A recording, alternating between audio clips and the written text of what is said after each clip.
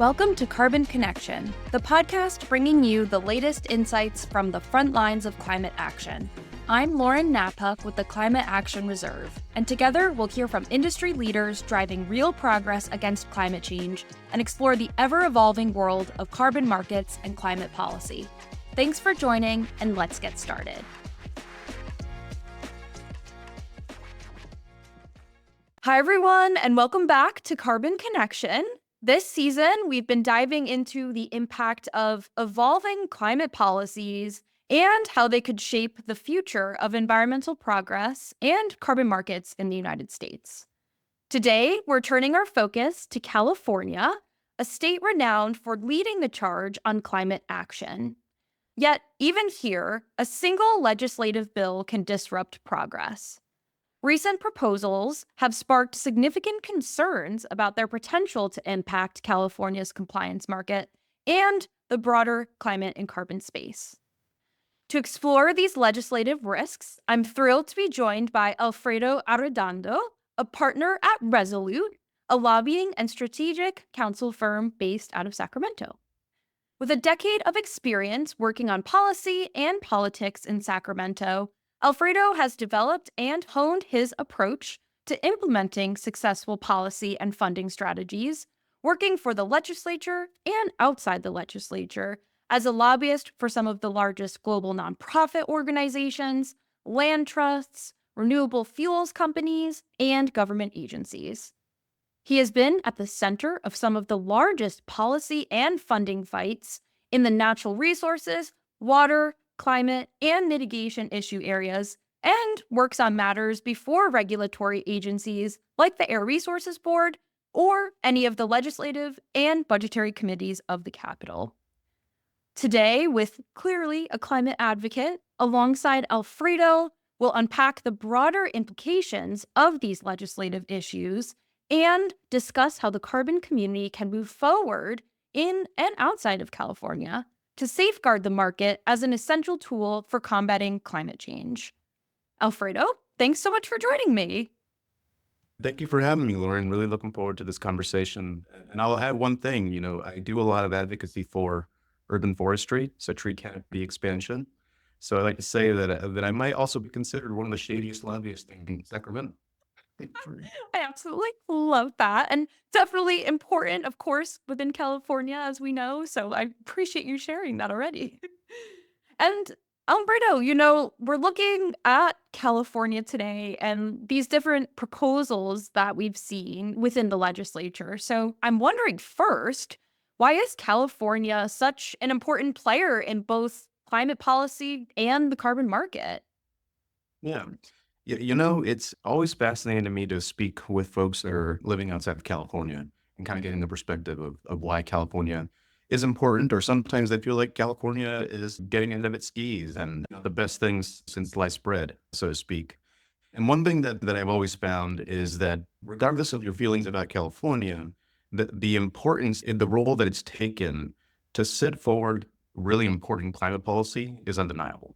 Starting with 2006 and AB32. Since then, there's been legislation to update the goals of how we achieve emissions reductions as a state. And people always contend, well, sure, if California achieves its goals, it's such a small portion of all the emissions that it really doesn't do much for global climate change. And that's missing the point, because what California is doing is stewarding and navigating a road to emissions reductions in a way that demonstrates to the rest of the world that it's possible. And so I think that's really the core function of California, setting a standard, setting a guidepost that others can then follow, because we can't by ourselves. Absolutely. Thank you so much, Alfredo. That's really helpful to understand the, as you said, undeniable action of California and why it is setting this standard and how other states and global actors could be following suit, looking at California's impact within the climate space. And turning towards some of these legislative efforts, would you be able to give us an overview of these recent proposal efforts, such as SB1036 and AB2331, and what challenges did they present to the carbon market? Yeah. And really the story there begins 2 years ago. In Sacramento, we have 2-year legislative sessions. And so in this last 2-year legislative session that just ended, we did see bills introduced focused on the voluntary carbon market. The two authors, Senator Monique Limon, represents the Santa Barbara area. Her district encompasses Santa Barbara County. So very much a leader in environmental policy within Sacramento. And it's a reflection of the district. The oil spills in the 70s really provided the birthplace for environmental advocacy in California. You had the Coastal Act being passed by the voters and other agencies really being revamped by the legislature to begin addressing all these issues. The Air Resources Board focused on tailpipe emissions, et cetera. And so I think not a surprise that Senator Monique Limon spends a lot of her time focused on environmental issues. And so she has been a great champion on that front in her time in the legislature. Assembly Member Jesse Gabriel represents the kind of San Fernando Valley and down in the larger LA metropolitan area. And he also had legislation on the voluntary carbon market. So we had kind of dual proposals coming through the legislature. A little bit similar, but also different. The Jesse Gabriel proposal, AB1305, focused on disclosure requirements. So for anybody who is engaged in the issuance and certification of offsets in the VCM, there are now requirements of disclosure on websites to make sure that everybody has a better understanding of what is being sold and what claims are being made regarding those credits. AB 1305, which was Jesse Gabriel's proposal, made it through the legislative process with very little opposition and was ultimately signed by the governor. Similarly, the proposal by Monique Limon, which we'll get into the overview of that as well, which is to say that it focused more on California's false advertising law and setting a set of standards and definitions that could then be utilized by anyone to litigate against an issuer, a verifier, etc., of offsets in the VCM, which itself was a lot more problematic for a lot of folks in the industry because some of these definitions that were being included did not correlate to the broader standards set forth even by CARB, by the Air Resources Board. And so it began to develop a lot of opposition. Ultimately, that first proposal that she had was vetoed by the governor due to some opposition lobbying from folks that were a little bit late to the game, but were able to weigh in, at least at the last step, when it was at the governor's desk. And he ended up vetoing it, signaling through his signing message that it was important for the author to continue to work on the issue with stakeholders to see if there's a path forward. And so the second part of the question I'll get to as well. So what challenges did they present to the carbon market? So I think this was probably the first time that a lot of stakeholders had to pay attention. So what was interesting is that when they were first introduced, there was no opposition for both measures. And that's why they were successful. They moved through the process very easily with bipartisan support, no votes, et cetera, right? So it then became kind of an all hands on deck amongst stakeholders once they realized that these proposals were not only alive, but they were actually moving through the process with very little friction. And so the likelihood of their success in getting signed was very, very high. So ultimately, I think it presented a challenge to the broader market to say, well, if we really want to continue to make investments in things like nature-based solutions, there really is only one opportunity to do so that we've seen be successful, and that is leveraging private capital through offset credit and through the market to make those investments. Government cannot do this on its own. So as California has set for itself some very ambitious goals, when we talk about nature-based solutions in California, we talk about it as natural and working lands. So those goals that California has set for itself, it knows that we can fund it from the general fund, right? There's not enough revenue to make all those investments to preserve, protect, and expand nature-based solutions within California. And so we turn to the market as a good resource for additional capital and investments. So that's the first reason that I would say it's really important for the market. And then the second one, which I know we'll get to in a little bit, is really the impact to communities. And in particular, when we're talking about tribal communities that have been able to benefit substantially from these markets.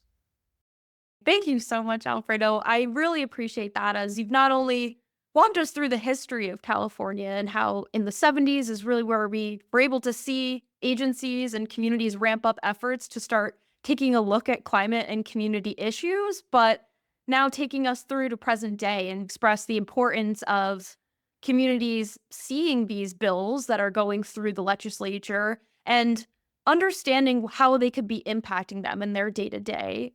And you said the goals to preserve, protect, expand nature-based solutions in California. And that is such an important piece to why we need the carbon market as a tool, an incentive to bring investment into projects and directly back into communities, which is why we're here and why we're supporting the carbon market. And now, even though AB 2331 is dead, what did its existence reveal about the potential risks the carbon market faces from legislation like it? Yeah.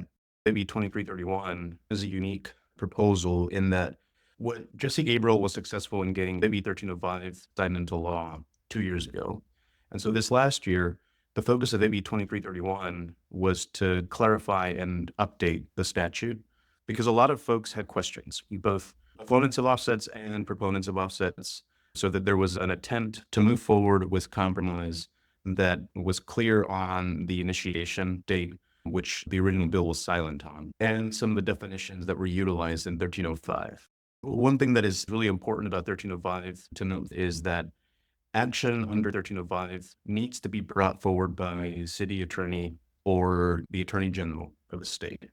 So it's limiting who can initiate that type of litigation. And so I think, it's important to keep that in mind because it does change the risk of exposure and litigation, especially going into this next year. The attorney general in California is going to be busy on other things, looking towards Washington, D.C.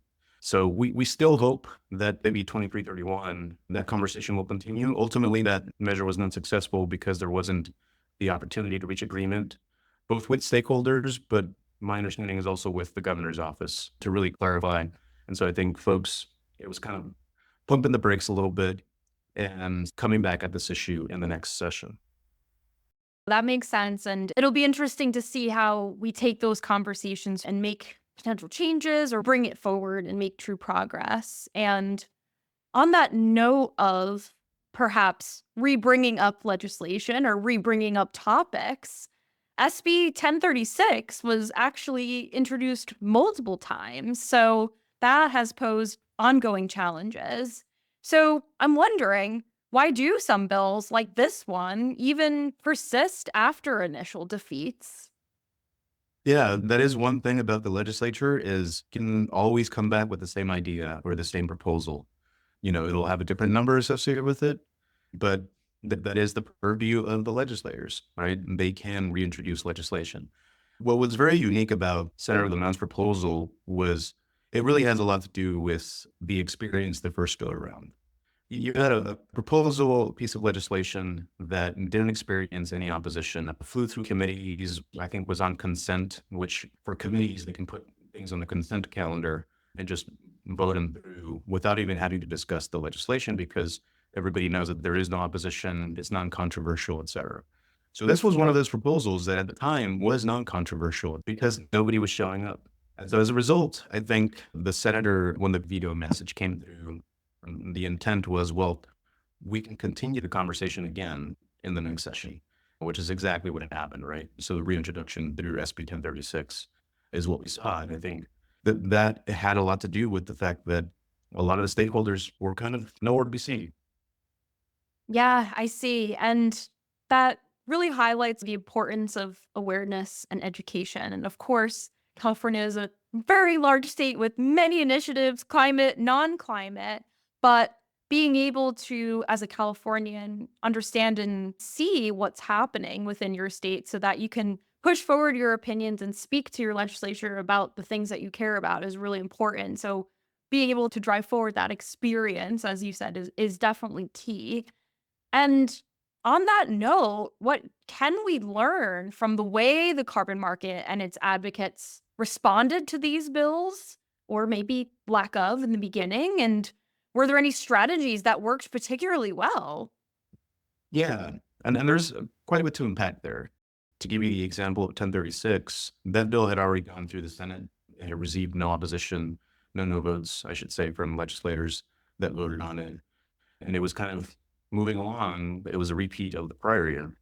When it was brought on, that's when two of the larger environmental nonprofits, Conservation International and Environmental Defense Fund, finally went opposed, right? Then they had been supportive amended, which is like, okay, we want to work with the author. But ultimately, when there was a reluctance to make amendments that would satisfy Conservation International and Environmental Defense Fund, those two organizations just went straight opposed, which I think was a game changer. In many ways, them moving to that position, especially with the author, both organizations obviously align with the author 99% of the time, and it's the 1% where they didn't want to oppose outright. They just wanted to work with the author to improve, from their perspective, the implementation of the legislation.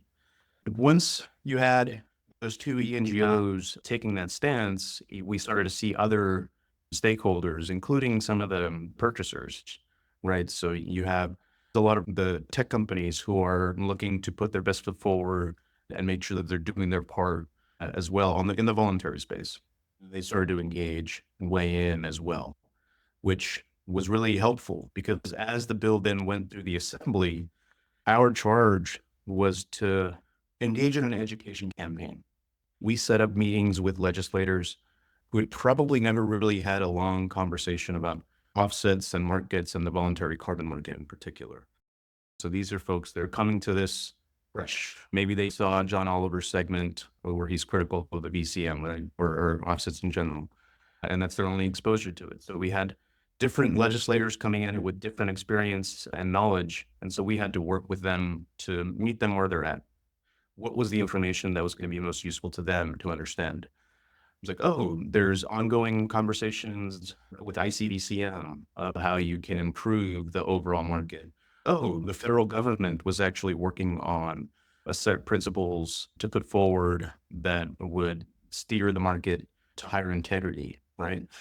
There was the other issues that were happening. Nobody was aware of them. And so it was our job to bring that information to the forefront so that folks then could make a really good, educated decision on how they wanted to vote. And so as the bill headed into Assembly Natural Resources, we briefed the chair. We had a great briefing, actually. The chair hosted a briefing with some of his colleagues, his Assembly member colleagues, to allow folks to come in and present, okay, this is what's happening. We agree with the author that there needs to be more integrity in the voluntary carbon market. We just disagree on the way that we're going to get there. And what we don't want to do is undermine the value that this could present to making those investments in nature-based solutions. This is one of the things that the Assembly Natural Resources Committee has made members who do care about environmental protection and making investments in nature-based solutions, natural working lands. And so I think finding the things that would resonate in those conversations was really key. So I would say that that was really important. And now we've kind of set a foundation of sorts that we can continue to build off of. One of the key aspects, though, of the advocacy for, I mentioned before, impacts to local communities, including tribal communities. This is one that I want to linger on a little bit because it's a story that isn't well known, even amongst those who advocate for offsets or the proponents of offsets. And that's the story of the Yurok tribe in California. So the Yurok tribe, for listeners who are not familiar, is one of the indigenous tribes native to California that was decimated by colonization. The settlers coming in, taking over the land, killing a lot of the tribal members at the time, both throughout right acts of violence, right, or through exposure to disease, et cetera, to a point where the tribe today is about 5,000 registered tribal members, and their ancestral territory is in the north coast of California. So a lot of forest land in particular, and a lot of rivers and tributaries. So, the salmon fishery is very important to the tribe as well. They began a journey in the late 2000s, early 2010s, to figure out if the carbon market was something that they could utilize. They had already purchased some land. So they started with 5,000 members. They started with 5,000 acres when they were federally recognized in 86 by the federal government. Today, they own hundreds of thousands of acres. So the question is, how did that happen? And that's where the story of offsets plays a massive role. So once they were able to engage in the compliance market under cap and trade, that allowed them to actually buy back a huge swath of their ancestral territory, utilizing the proceeds of the offsets that they were generating, and new land that they were bringing into their possession would then go into the offset program, right? And so it allowed them this sense of agency that had been denied to them through other avenues, right? Because they couldn't expect that the government was just going to give them funding to be able to make these purchases. So the compliance market in particular became a very useful way of them regaining that independence, that sovereignty through the purchase of their ancestral territory from willing landowners.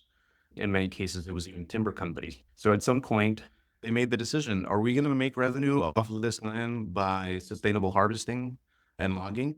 Or are we going to be able to utilize this new program that California has set up that incentivizes carbon sequestration and able to make really good revenue off of that? And so this program, I am amazed. And when I hear the tribal council leaders talk about the impact of the program, it's, they're one of the federally recognized tribes in California that is very, very active in environmental restoration. And they've been so engaged because they have the agency to do so through the revenue they've gotten from the compliance program, which to me is a phenomenal story, right? And the really cool thing about the broader compliance market within cap and trade is that the majority of beneficiaries of the offset market, so offset generators, have actually been tribes throughout the country. So it's one of those tidbits that often gets lost in the conversation. It's like, to me, the impact on these communities is phenomenal and cannot be ignored and needs to be front and center as we're having these conversations. In my mind, it would be a complete loss and tragedy if this program went away, either in the compliance or the voluntary market, because of that direct benefit that these tribal communities have had. Like, to me, that's just, it almost brings a tear to mind.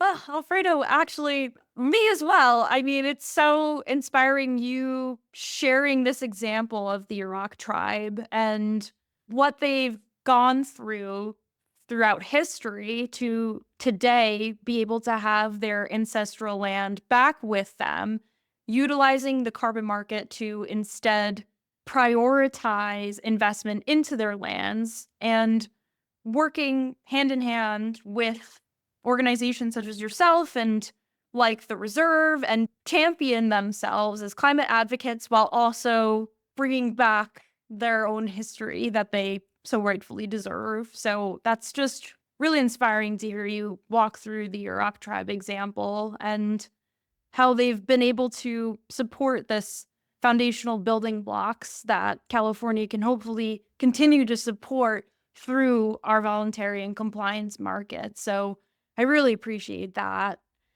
And I also want to just give nod to you helping us understand the importance of communities and organizations stepping up to advocate for the environment. You also gave nod to Conservation International and EDF as well, being able to step up and oppose this initial bill and speak on behalf of communities and painting this picture of the importance of education, advocacy, standing up for what you believe in to be able to protect your communities, your livelihoods, but the environment as well. So really appreciate you walking us through that. And Alfredo, we've looked at these advocates and what has been working well for people standing up. And now AB 1305 is in the spotlight. And I'm wondering if you can share an overview of what that is and what should the carbon community be paying attention to around 1305?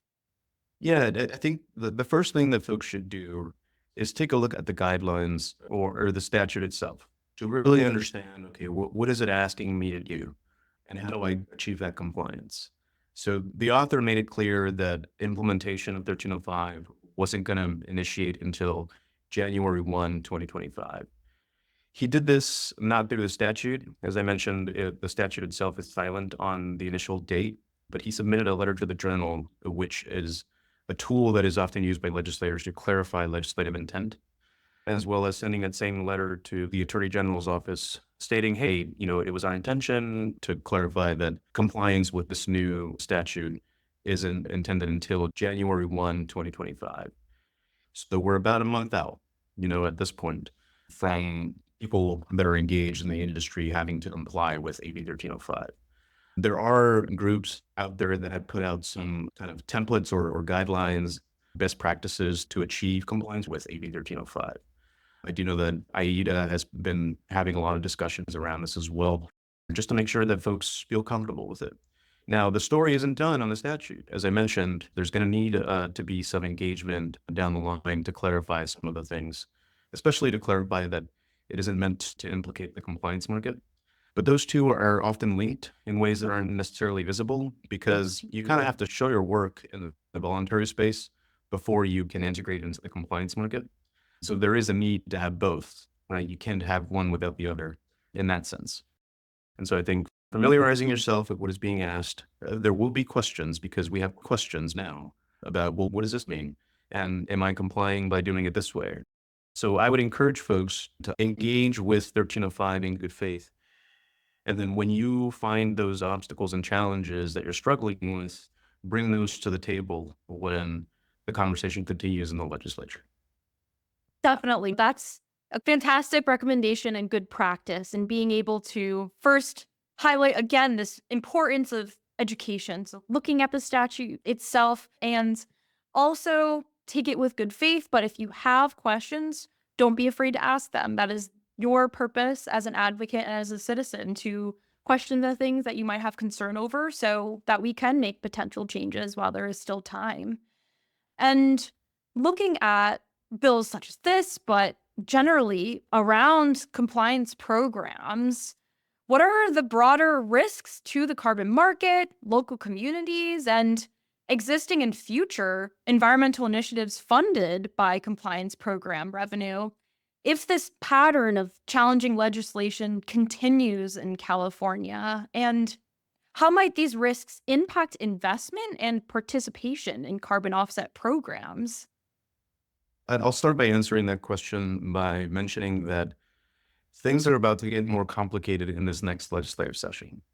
So cap and trade was expressly authorized in statute in 2017 through other legislation, AB 398, that was sponsored by then Assemblymember Edward Garcia. And that was a big, complicated process to get that done because it was achieved with the 2/3 vote of the legislature to help secure it against litigation, because questions of whether this was a tax or not were still being litigated through the courts. And so this would hopefully lend some stability to the program itself. That authorization went through 2030. And so we're still, half a decade away, but legislation takes time. And so I know that there will be a lot of conversations and likely proposals beginning in this next legislative session to contemplate what reauthorization looks like beyond 2030. The market needs that certainty as well to really understand, okay, what's the board going to look like after 2030? Should we expect a lot of changes? And so having that clarity sooner rather than later is important to the market as well. As a result, though, there will be a lot of conversation around these topics of how can offsets continue to be utilized within the program as they are now. And I do know that there will be stakeholders who, just for ideological purposes, do not like offsets writ large, and they will be at the table, right? So if you care about these issues, you also have to be present, because whether it's the tribal impact that you care about and or nature-based solution investments, these can be at risk moving forward as those conversations around the reauthorization of cap and trade. So I think it's not like there will be one big bill tackling all these issues, because then you also have carbon removal targets, mechanical carbon dioxide removal, et cetera. And that conversation is going to continue next year as well. So you'll have different proposals that when you squint, they kind of look the same or they feel the same, but they're separate, but they will be treated as a package, as is often the case in the legislature, because they're going through the same committees, they're being heard by the same legislators in those committees. And so that there's often interplay, not directly, at least in the minds of folks that are voting on these bills as they come together or come to them on the floor for the final votes.